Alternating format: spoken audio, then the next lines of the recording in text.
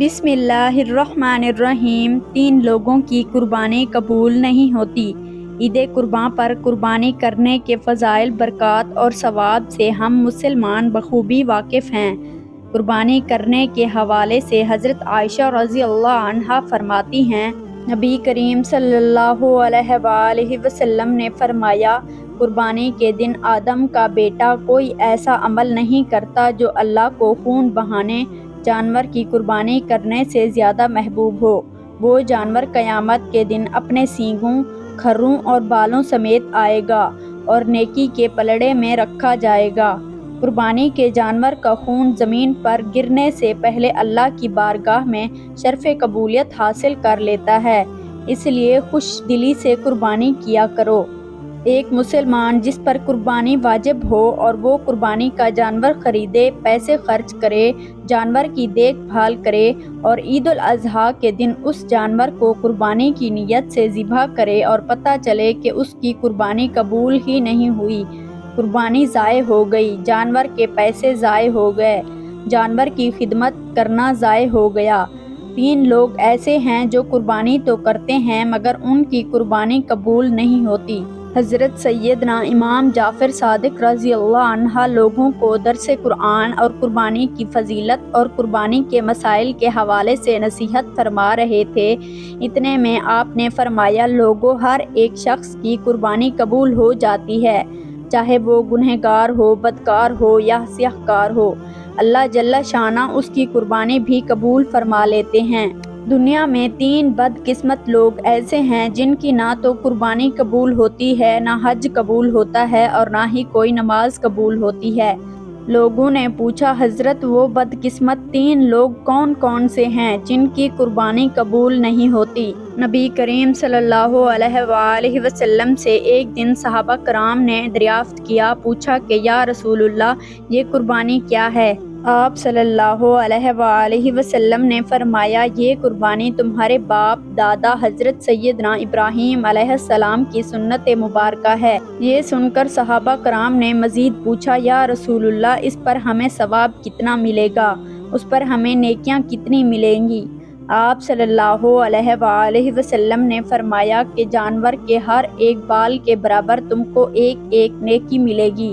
قربانی کے لیے تمہارا جتنا بڑا جانور ہوگا، جتنے بڑے جانور کے اوپر جتنے بال ہوں گے، ہر ایک بال کے برابر تمہیں ایک ایک نیکی کا ثواب ملے گا۔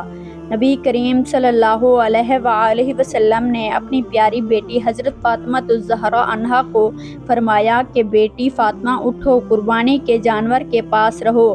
آپ کے نام کا جو جانور اللہ کی بارگاہ میں قربان ہونے جا رہا ہے، اپنے گھر میں اس جانور کے بالکل قریب رہو۔ یہ سن کر حضرت فاطمہ الزہرا رضی اللہ عنہا نے پوچھا کہ ابا حضور، میں اس میں کیا حکمت چھپی ہے کہ میں جانور کے کیوں پاس رہوں، بالکل قریب کیوں رہوں؟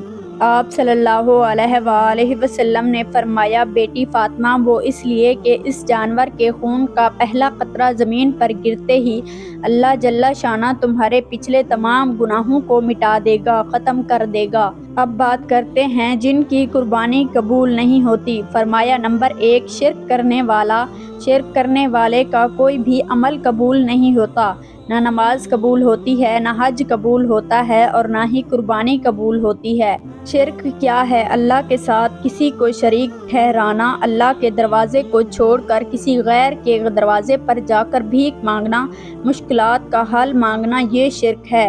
ہمارے معاشرے میں یہ بات عام ہے کہ بہت سارے لوگ پیروں فقیروں کے مزاروں پر جاتے ہیں اور وہاں جا کر سجدے بھی کرتے ہیں اور کہتے ہیں کہ بابا جی، ہمیں اولاد نصیب فرما، ہماری مشکلات حل فرما، ہمارے دکھڑے دور فرما۔ یہ لوگ کتنا بڑا گناہ کر رہے ہیں۔ اس گھٹیا آہوازاری کو سن کر جو اللہ کا ولی ہوتا ہے وہ بھی اس پر لعنت کر رہا ہوتا ہے۔ اور بدبخت انسان، تیرا خدا میں تو نہیں تو کیوں مجھے فرعون بنانا چاہتا ہے؟ میں نے کبھی خدائی کا دعویٰ نہیں کیا، میں تو اللہ کا بندہ ہوں۔ جس کے دروازے پر جا کر میں رحمت کی بھیک مانگتا تھا تو اس کے دروازے پر جا کر سجدہ کیوں نہیں کرتا؟ اس مالک کے دروازے پر جا کر بھیک کیوں نہیں مانگتا؟ ہاتھ کیوں نہیں پھیلاتا؟ میرے دروازے کے سامنے تجھے سجدہ کرتے ہوئے شرم نہیں آتی؟ اسے شرک کہتے ہیں۔ نبی کریم صلی اللہ علیہ وآلہ وسلم نے صحابہ سے فرمایا کہ شرک سے بچنا، تمہارے ٹکڑے ٹکڑے کیوں نہ کر دیے جائیں، پھر بھی شرک نہ کرنا۔ شرک کرو گے تو یاد رکھنا تم لوگ تباہ و برباد ہو جاؤ گے، تمہارا کوئی بھی عمل قبول نہیں ہوگا۔ انسان جب زنا کرتا ہے تو اللہ جل شانہ کو بہت زیادہ غصہ آتا ہے۔ اللہ تعالیٰ زانی انسان پر غضبناک ہوتا ہے۔ غضبناک کیوں ہوتا ہے؟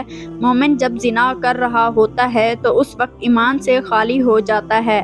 مومن جب چوری کر رہا ہوتا ہے اس وقت ایمان سے خالی ہو جاتا ہے۔ مومن جب جھوٹ بول رہا ہوتا ہے تو اس وقت بھی ایمان سے خالی ہو جاتا ہے۔ اگر ایمان ہو بھی صحیح تو کس کھاتے کا ہے؟ ایمان جو تمہیں گناہ سے نہیں روک سکتا۔ اللہ جل شانہ بے نمازیوں، چوری اور دیگر گناہوں پر غضبناک ہوتا ہے، لیکن اتنا زیادہ نہیں ہوتا۔ کس وقت اللہ جل شانہ بہت زیادہ غضبناک ہوتا ہے؟ جب ایک انسان اللہ کا دروازہ چھوڑ کر غیر اللہ کے دروازے پر جا کر ہاتھ پھیلاتا ہے، جھولی پھیلاتا ہے، بھیک مانگتا ہے، خیرات مانگتا ہے، مدد طلب کرتا ہے، یہ وہ بدقسمت انسان ہوتا ہے جس پر اللہ تعالیٰ بہت زیادہ غضبناک ہوتا ہے۔ پوچھا گیا، حضرت دوسرے لوگ کون سے ہیں جن کی قربانی قبول نہیں ہوتی؟ فرمایا، دوسرے لوگ وہ ہیں جو حرام کے پیسوں سے قربانی کا جانور خرید کر اللہ کی راہ میں قربان کر دیں گے۔ یہ بھی وہ لوگ ہیں جن کی نماز قبول نہیں ہوتی۔ حرام اللہ تعالیٰ کو ناپسند ہے، اس لیے کہ حرام پر شیطان ہر وقت تھوکتا رہتا ہے۔ حرام اپنی اولاد کو کبھی نہ کھلانا۔ حرام تمہاری اولاد کی آنکھ سے شرم و حیا چھین لے گا، تمہاری اولاد کو بے حیا بنا ڈالے گا، تمہاری اولاد کو بے غیرت بنا ڈالے گا۔ پوچھا گیا، حضرت تیسرے بدبخت لوگ کون سے ہیں جن کی قربانی قبول نہیں ہوتی؟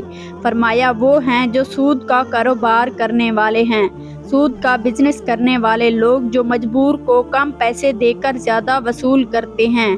فرمایا، تین لوگوں کے علاوہ گنہگار، بدکار ہو، سیاہ کار ہو، مسلمان ہو، ہر ایک انسان کی قربانی قبول ہو جاتی ہے۔ ان تین لوگوں کی قربانی قبول نہیں ہوتی جب تک یہ پکی توبہ نہیں کر لیتے، پختہ توبہ نہیں کر لیتے۔ اصل میں قربانی کی حقیقت تو یہ ہے کہ بندہ خود اپنی جان کو اللہ کے سامنے پیش کر رہا ہوتا ہے، اپنی جان کی قربانی پیش کر رہا ہوتا ہے، اپنی جان کی قربانی پیش کر رہا ہوتا ہے۔ اللہ جل شانہ کو یہ گوارا ہرگز نہ ہوا تو اللہ جل شانہ نے فرمایا، لوگو تم جانور ذبح کرو، تم ہمارے نام پر جانور ذبح کرو، ہم یہی سمجھیں گے کہ تم نے خود کو ہمارے نام پر قربان کر دیا۔